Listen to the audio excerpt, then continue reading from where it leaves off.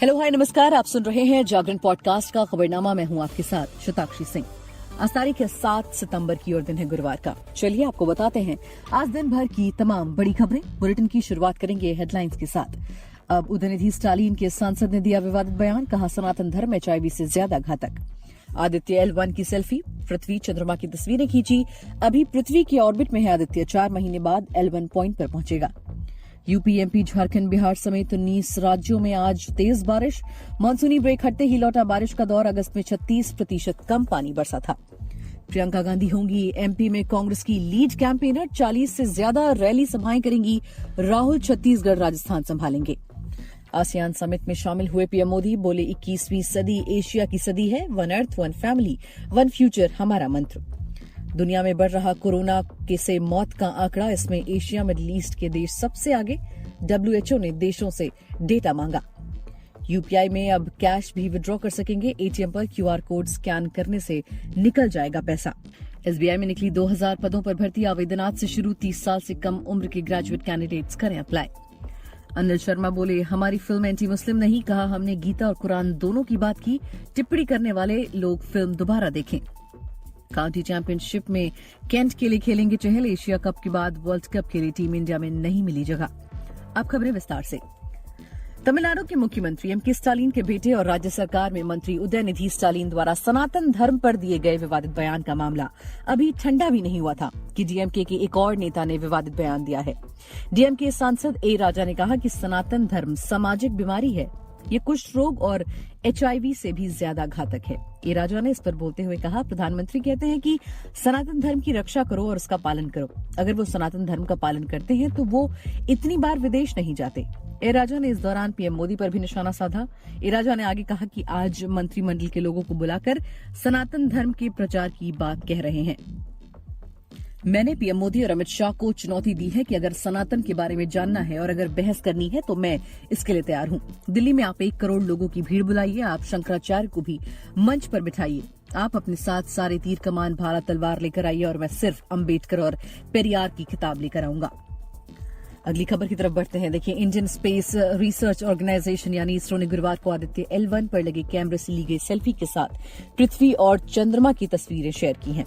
इन तस्वीरों को 4 सितंबर को खींचा गया है। सेल्फी में आदित्य पर लगे 2 इंस्ट्रूमेंट VELC और SUIT नजर आ रहे हैं। आदित्य को 2 सितंबर को सुबह 11:50 पर PSLV C57 के एक्सेल वर्जन रॉकेट के जरिए श्रीहरिकोटा के सतीश धवन स्पेस सेंटर से लॉन्च किया गया था।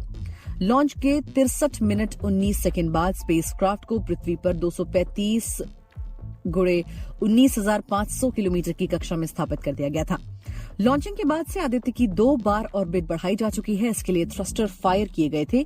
करीब 4 महीने बाद ये 15 लाख किलोमीटर दूर लैंग्रेज पॉइंट तक पहुंचेगा। इस पॉइंट पर ग्रहण का प्रभाव नहीं पड़ता, जिसके चलते यहां से सूरज पर आसानी से रिसर्च की जा सकती है। वहीं देश में मानसूनी बारिश का दौर लौट आया है। अगस्त में लगा मानसूनी ब्रेक 3 और 4 सितंबर को हटा है। इसके बाद बीते 2 दिन से उन राज्यों में अच्छी बारिश हो रही है जहां सूखा पड़ा हुआ था। इसमें उत्तर प्रदेश, मध्य प्रदेश, झारखंड, बिहार, महाराष्ट्र, कर्नाटक शामिल हैं। मौसम विभाग के मुताबिक आज और कल यानी कि 7 सितंबर और 8 सितंबर देश के 19 राज्यों में जोरदार बारिश हो सकती है।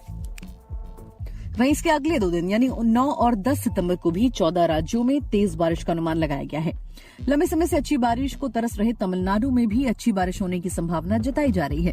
भारत में 1 सदी से भी ज्यादा समय में इस बार सबसे सूखा अगस्त रहा। इसमें सामान्य से 36% कम बारिश हुई। मौसम एक्सपर्ट्स की माने तो इस बार मानसून सामान्य रहेगा और सितंबर में बारिश की कमी पूरी हो जाएगी। एक्सपर्ट्स ने 4 सितंबर के बाद बारिश में तेजी आने का अनुमान लगाया था। वहीं मध्य प्रदेश विधानसभा चुनावों में प्रियंका गांधी कांग्रेस के इलेक्शन कैंपेन की कमान संभालेंगी। भास्कर की एक रिपोर्ट के मुताबिक मध्य प्रदेश में वो लगभग 40 जनसभाएं और रैलियां करेंगी। एक दिन में उनकी 2 से 3 रैलियां रहेंगी। चुनाव की घोषणा होने के बाद कांग्रेस महासचिव प्रियंका कमोबेश हर दूसरे दिन यहां रहेंगी। प्रियंका के साथ कई बार राहुल गांधी भी नजर आएंगे, लेकिन मध्य प्रदेश में कैंपेन की रणनीति को अंतिम रूप प्रियंका ही देंगी। राहुल छत्तीसगढ़, राजस्थान का कैंपेन लीड करेंगे। बीच बीच में प्रियंका भी छत्तीसगढ़, राजस्थान और तेलंगाना में सभाएं करेंगी। कांग्रेस के चुनाव रणनीतिकारों ने इसका ब्लूप्रिंट तैयार कर लिया है। प्रियंका के ऑफिस ने भी इस बात की पुष्टि की है कि चुनाव की घोषणा होते ही प्रियंका गांधी के MP में दौरे शुरू हो जाएंगे। वहीं प्रधानमंत्री नरेंद्र मोदी आज सुबह इंडोनेशिया के जकार्ता में आसियान इंडिया मीट में शामिल हुए। इस दौरान पीएम ने अपने 5 मिनट के संबोधन में कहा कि 21वीं सदी एशिया की सदी है, one earth one family one future हमारा मंत्र है। पीएम ने आगे कहा कि भारत के इंडो पैसिफिक इनिशिएटिव में भी आसियान का प्रमुख स्थान है। आसियान भारत की एक्ट ईस्ट पॉलिसी का केंद्रीय स्तंभ है। आज वैश्विक अनिश्चितताओं के माहौल में हमारे आपसी सहयोग में वृद्धि हो रही है। हमारी साझेदारी चौथे दशक में प्रवेश कर रही है। इस समिट के शानदार आयोजन के लिए मैं राष्ट्रपति विडोडो का अभिनंदन करता हूं। आसियान समिट की अध्यक्षता के लिए उन्हें बहुत बहुत बधाई। इसके बाद इंडोनेशिया में ईस्ट एशिया समिट की बैठक हुई। इसमें पीएम मोदी ने एक्ट ईस्ट इन एक्शन के तहत तिमोर और लेस्ते में भारतीय दूतावास खोलने की घोषणा की है। इसके लिए उन्होंने दिल्ली से दिल्ली तक का स्लोगन दिया। दरअसल तिमोर लेस्ते की राजधानी का नाम दिल्ली है।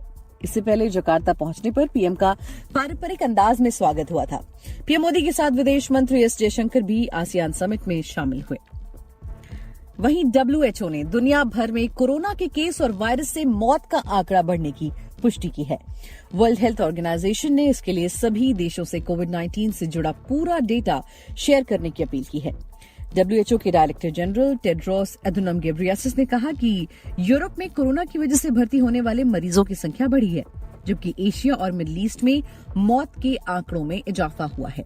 WHO के मुताबिक केवल 43 देश ही कोविड से होने वाली मौत के आंकड़े साझा कर रहे हैं। वहीं सिर्फ 20 देश ऐसे हैं जो भर्ती हुए मरीजों का आंकड़ा दे रहे हैं। संगठन ने बताया कि फिलहाल दुनिया में कोई भी एक वेरिएंट ऐसा नहीं है जो सबसे तेजी से फैल रहा हो। हालांकि EG.5 ओमिक्रॉन बढ़ रहा है और BA.2.86 सब वेरिएंट के 11 देशों में केस मिले हैं।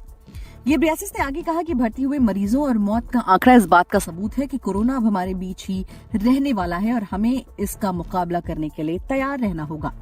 WHO ने कहा कि नॉर्दर्न हेमिस्फीयर में ठंड आ रही है, ऐसे में कोरोना के मामले बढ़ सकते हैं। इसी वजह से अस्पतालों में कोविड मरीजों की संख्या बढ़ती जा रही है। वहीं G20 समिट से पहले देश की राजधानी दिल्ली में देश का पहला UPI ATM लॉन्च किया गया है। इस ATM को हिटाची पेमेंट सर्विसेज ने NPCI के साथ मिलकर ओपन किया है। इस ATM में बिना कार्ड के ही अकाउंट से पैसे निकाले जा सकते हैं। नेशनल पेमेंट कॉर्पोरेशन ऐसे ही QR बेस्ड कैशलेस पैसे निकालने की सुविधा देश के अन्य शहरों में भी शुरू करने वाला है। इस ATM को लॉन्च करते समय NPCI ने कहा है कि इसकी वजह से बैंकिंग सर्विसेज को एक नया आयाम मिलेगा। UPI ATM भारत के डिजिटल इकोनॉमी को बढ़ावा देने में भी मदद करेगा। वहीं भारतीय स्टेट बैंक में प्रोबेशनरी ऑफिसर की 2000 खाली पदों पर भर्ती निकली है। भारतीय स्टेट बैंक की ओर से जारी भर्ती नोटिफिकेशन के अनुसार PO भर्ती परीक्षा के फॉर्म 7 सितंबर से 27 सितंबर तक भरे जाएंगे। SBI में PO बनने के लिए उम्र कम से कम 21 साल और अधिकतम 30 साल होनी चाहिए। हालांकि आरक्षित कैटेगरी में आने वाले उम्मीदवारों को अधिकतम आयु सीमा में छूट दी जाएगी। SBI में PO के पद पर फाइनल सिलेक्शन फेज 2 यानी मेंस एग्जाम और फेज 3 इंटरव्यू और ग्रुप डिस्कशन में मिले स्कोर के आधार पर होगा। जो सभी राउंड क्लियर करेगा वो प्रोबेशनरी ऑफिसर या मैनेजमेंट ट्रेनी बनेगा। बॉलीवुड जगत की बात करें तो गदर 2 के डायरेक्टर अनिल शर्मा का कहना है कि उनकी फिल्म एंटी मुस्लिम नहीं है। अनिल शर्मा ने कहा कि फिल्म में यूनिटी दिखाई गई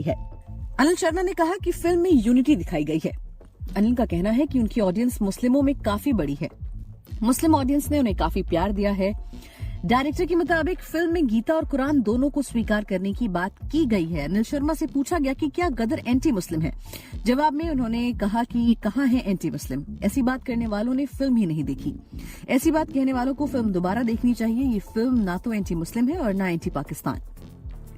खेल जगत की बात करें तो एशिया कप के बाद वर्ल्ड कप में भी नहीं चुने गए spinner Yuzvendra Chahal county championship में खेलेंगे। उन्होंने केंट के साथ करार किया है।